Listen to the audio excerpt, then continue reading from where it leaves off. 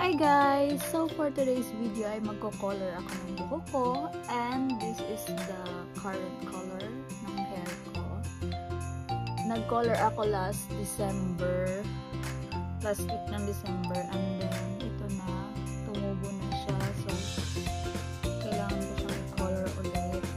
And I decided to use this hair dye, Fresh Light Mirror Ash yung color niya. So try!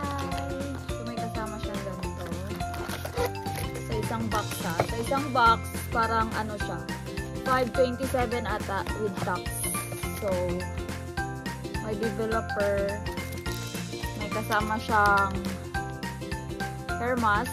So then meron siya coloration, colorant niya, mix mo siya itong dalawa.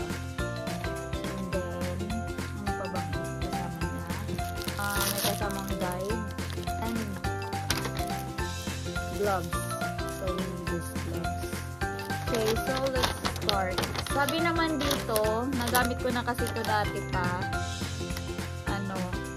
Parang 20 minutes mo siyang ibabad sa buhok.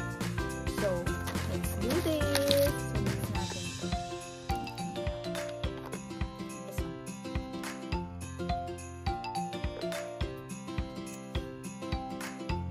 And before tayo maglagay, ano muna tayo ng oil kasi para maka-iwas-iwas ng dikit dito sa tenga natin dito. Importante natin lagyan muna lang, hindi siya mandikit-dikit dyan sa skin natin.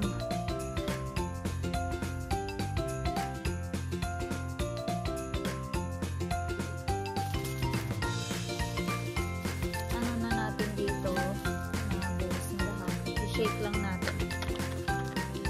Shake! Okay, let's start!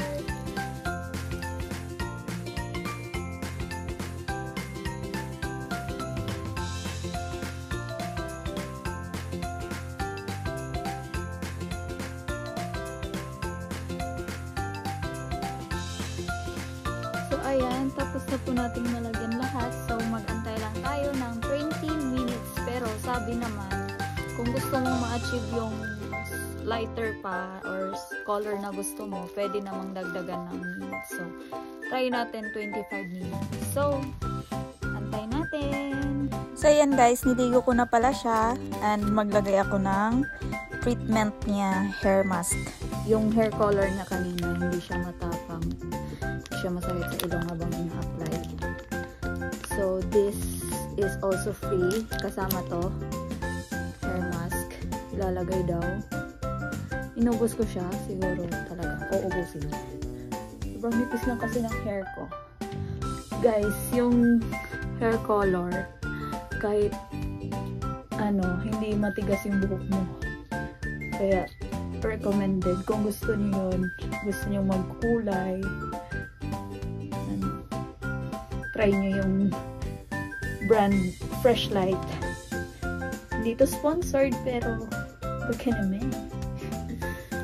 Try nyo lang. Sobrang lambot ng buhok.